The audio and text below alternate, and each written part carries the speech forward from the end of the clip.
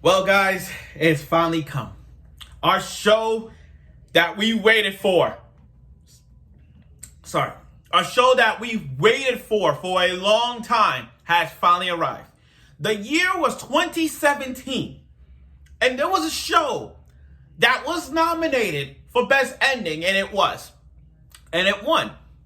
A show that has so much comedy into it, it was there that we knew, dead in our eyes, that show was gonna be a season 2.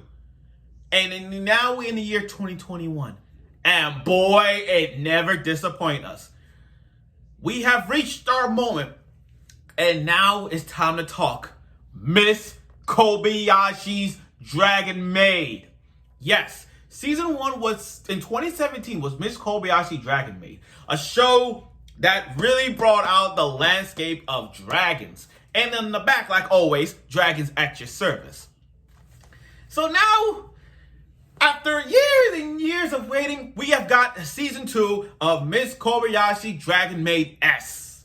Yes, it's time to do a review of Miss Kobayashi Dragon Maid S episode 1. Now, before I do my review, let's rewind the clock back.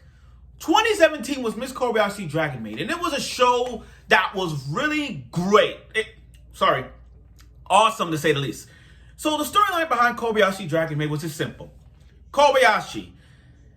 And by the way, I know people mistaking Kobayashi, still to this day, people mistaking Kobayashi as a dude. Because how she looks.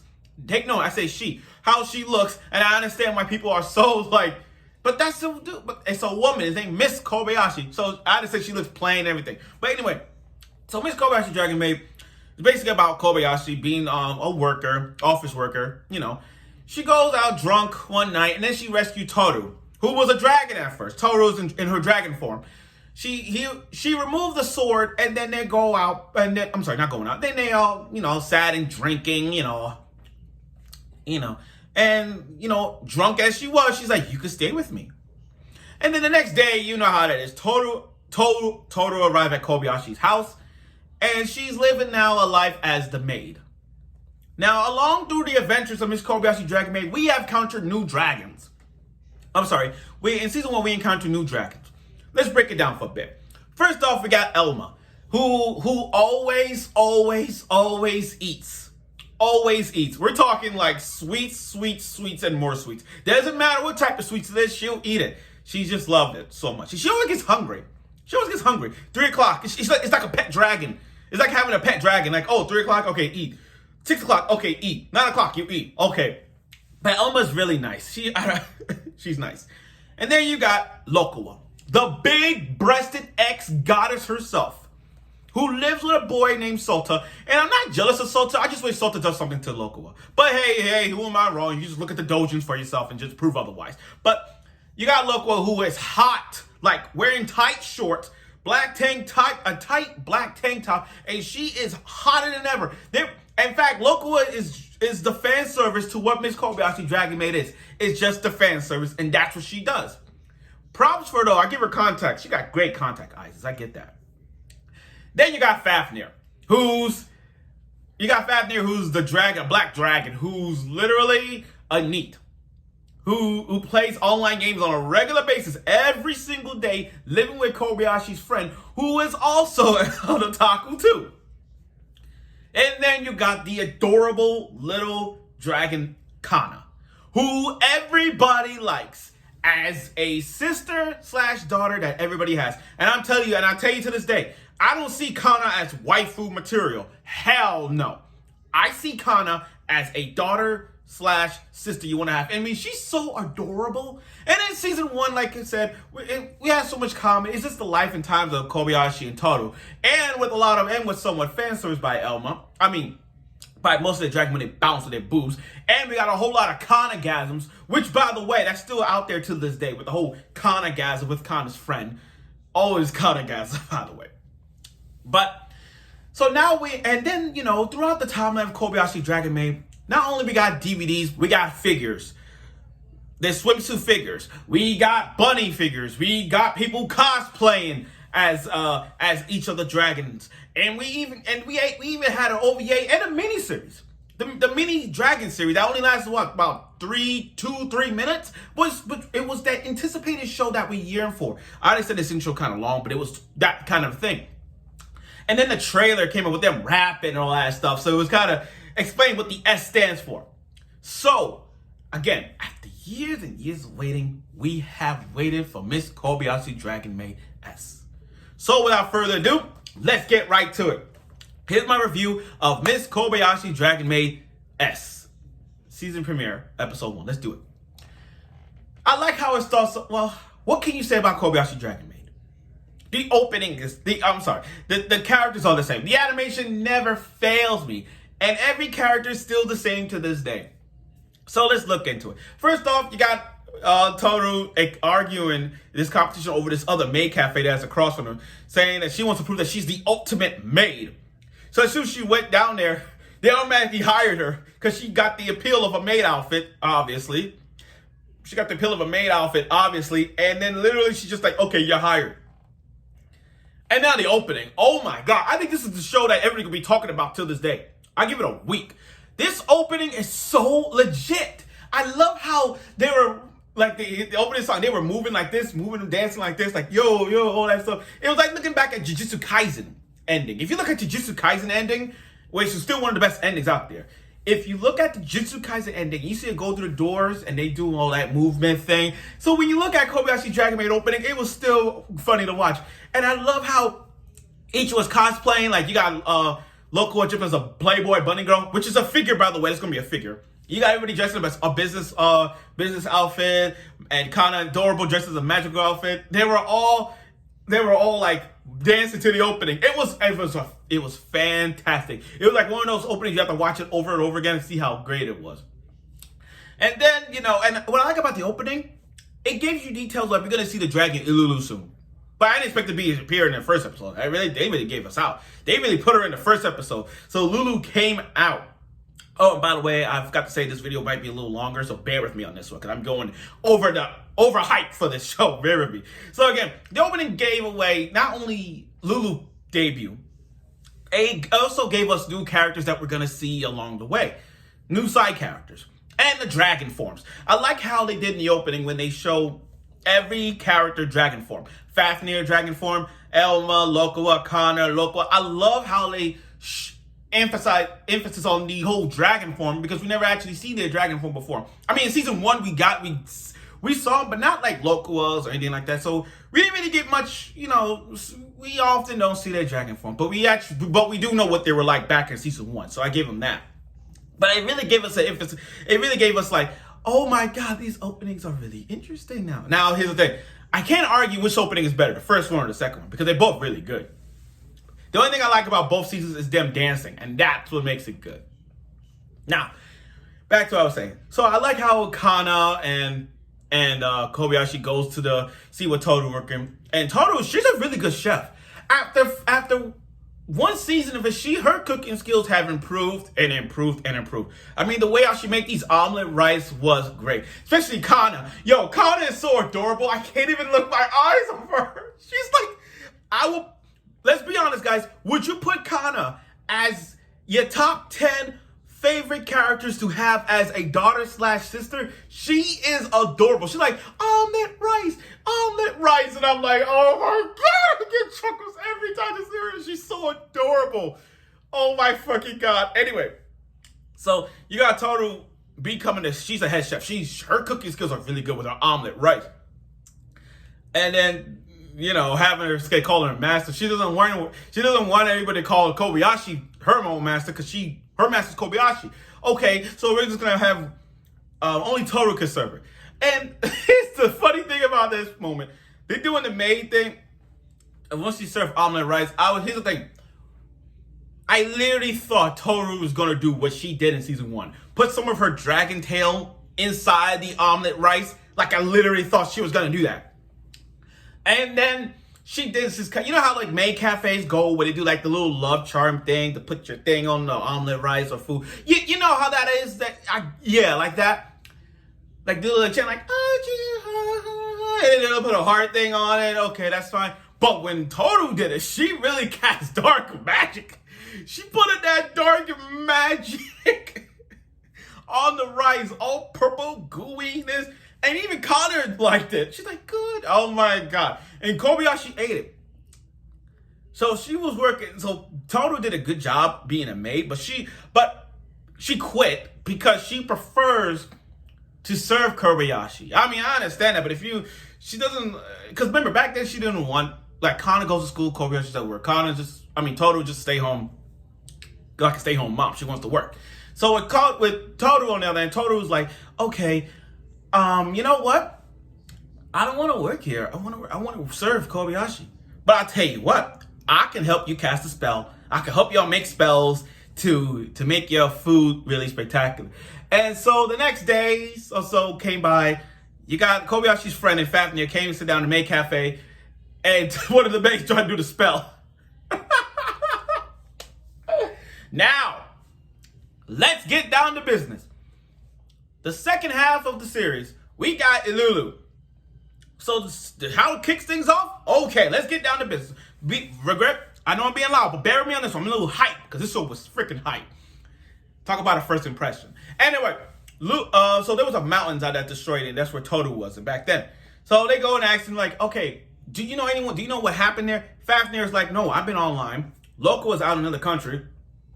And Elma was eating. But when Elma was eating Tokiyaki, boom, punch in the face. Elma got punched in the face by Toru, and then Toru was like, you're the culprit. She's like, no, I didn't do it. And then here come Illulu. Now, this is where everybody's going to say it, but I'm going to say it now. This is an Oppa Lolly Dragon. An Oppa Lolly Dragon. And you ain't going to front. That's an Oppa Lolly Dragon. So let's look at this rationally, okay? We got a big-breasted dragon girl, Lokoa. Okay. You got a standard body of a Toru, a maid dragon Toru. Almost big-breasted Elma. A little dragon lolly girl like Kana. And now you got an Oppa Lolly Dragon? Okay, now they're really going to step up. Now, oh my God. Now, Elma put a barrier in it. And Illulu's appearance, I know people are going to make doujins out of it. Well, no, they already did. But damn, how the hell you come up with an introduction like that with just wearing panties and just a cape over to hide your breasts? Those are freaking big breasts. And I think her and Lokoa, I think they're almost the same. No, I gotta say Lulu. But anyway, back to what I was saying. So the fight was epic. I'm sweating my ass off because this fight was hella insane. It was reminiscent of the fight that they had before in season 1. I forgot the episode fight. I think that fight was with Kana and Toru in the beginning when Kana was introduced, and the fight was so epic. But the way how Toru and Illulu fight, it was hella awesome. It was like looking at DBZ all over again, except this is better than DBZ. I'm sorry, the fight scene was way better than that one. They were going in, oh my God, it was so fucking awesome. I can rewatch that scene every time. Now, Illulu had the advantage. She has the advantage because she was going to destroy the city. Toru, on the other hand, she had the opportunity, but we all knew Toru was powerful than Illulu. The only difference is she can't do both. She can't destroy the world and protect the citizens at the same time. So she's kind of like somewhat defenseless because while she's defending her with her giant wings to protect the city, she did with a few blows. Lulu did a few blows to Toru, both the front and the back. Now, we got a little something about Illulu in some ways. For one thing, she's in the Chaos faction. Now, if you remember back in season 1, there were 3 factions. You got the Chaos faction, Harmony faction, and you got the Neutral faction. The Chaos faction is based on destruction, obviously. It's just destruction to us all. That's destruction. Harmony faction are people who are peaceful. And then there's the Neutral faction, who's like, okay, I'm not on your side, I'm not on your side. I'm in the middle. Loco was in the middle. The ex-goddess dragon is in the middle, so she can't do nothing. Elma is in the Harmony faction, which means peace. Can't do anything. And as you know, Toru, Kana, Fafnir, and Illulu are Chaos factions. But what happens when you put both Chaos faction dragons at one another? That's destruction. That is destruction at its core. So that's what they did. It was going to destroy the world, and Elma is like, I can't interfere. Because if Toru goes down, I have to interfere. But I can't do that because I'm a harmony. I'm a peaceful dragon. I don't do violence like that, so I can't stop it. Fafnir will say, clean it up. And Loco will not agree on both sides. Even Kana won't even be powerful enough. So leave it to Kobayashi to enforce the rules a bit for Elma. She's like, sweets, corn pop, I'll give you all the sweets you want. Any sweet you want. Just name it, I'll do it for you. If you have Toru, I'll give you all the sweets you want. And that triggered Elma so much. She's like, there, I put a barrier around everybody on the city too, so you can do it. As long as Kobayashi paid me to offer me some sweets, so I'll do it. And then, Toru did Maid work. She did that work. That hyper blast, that dragon blast attack. Oh my God, it took down her. I'm like, and she put it down to like a barrier. Like, damn. Sent her far away. Now, you know how Kobayashi Dragon Maid is with those intermissions they do? I like how Sota was practicing his flute. And you got Loco on the phone dancing like a... Stop. Loco, here comes Sota playing the flute again. It was still funny. Now, Kobayashi going home and then get bombarded by Illulu. Now, Illulu don't trust humans. We got a little flashback of Illulu's past, where she was offered like a Illulu doll and then she destroyed it. We don't know what happened. It's a flashback. And I hope this season we get to see her flashback. Now, back to what I was saying. Kobayashi stumbled upon Illulu, and Illulu don't trust Kobayashi. Because how you control a chaos dragon like her and a harmony dragon like Elma and all the other dragons. And she was going to offer her big boobs, her big breasted boobs on her. You know what she reminds me of? I know this is a classic anime. This is somewhat of a classic anime. Do y'all know the show Eiken? E-I-K-E-N, Eiken? Remember that 5th grader Opalali dragon with the red hair, pigtail with glasses? That's my first glimpse when I saw her. That's my first hint when looking at her. I'm like, you know what? She reminds me of that girl from Eiken, E-I-K-E-N. Trust me, you might want to watch that show. It has 2 episodes, but trust me, the fan service is really up there, like S tier. But still, that's what I remind me of her. So she's like, I'll offer my boobs, your lust. And I love how Kobayashi slapped her boobs. Kobayashi slapped her boobs. She's like, I am a woman. I'm sure still to this day, we're all thinking that Kobayashi's a dude. But I think our wishes came to wishing. So when they caught the train together, Kobayashi was explaining about how humans fight and how Kobayashi settle her things in life when dealing with conflict. But it didn't stop Illulu at one time, because it didn't stop Illulu this time, because she's like, oh, because you're a woman, I know exactly what to do. So she cast a spell, and when Kobayashi went to the bathroom, she's like, huh? Oh my gosh, she's a dude. This is everybody's dream right now. Kobayashi's a guy now. This is everyone's fantasy right now. This is everyone's fantasy. Kobayashi's a freaking dude. And then I told us to be continued. What a way to end a cliffhanger like that with Kobayashi becoming a dude. That is class. That is so class. Now, the ending, I love the ending. I love how each individual of the dragons were dancing. The 5 female dragons were dancing. Each individual had it going on. I mean, it was like, whew, I can't sweat. But still, it was that moment, and I kind of loved it. I love the ending of this. So, what we know from Season 2 of Kobayashi Dragon Maid S, we're going to see more of development coming from every dragon we're going to see. But mostly Illulu. Illulu is going to be that most important girl that we're going to see this season because of the development, the plot, everything about Lulu. We're going to know from Illulu's side. So, like I said, 2017 Miss Kobayashi Dragon Maid. We got the mangas. We got the series where there's like Miss Kobayashi blank Dragon Maid. Those little mini-series where they do like Miss Kobayashi Dragon Rabbit, Miss Kobayashi Dragon, those little references they do. And we got OVAs and the mini-series. So this was, and then what a way to impact Season 1 with a bang. And by bang, I mean fan service, the fights, the comedy, everything about it was all in one package of this season. And what a way the beginning of the season with that, and I loved it. So thank you guys. Thank you for making this season 1 anticipated. And I feel like this show right now is up there among the top shows to watch this summer. Miss Kobayashi Dragon Maid S, Girlfriend.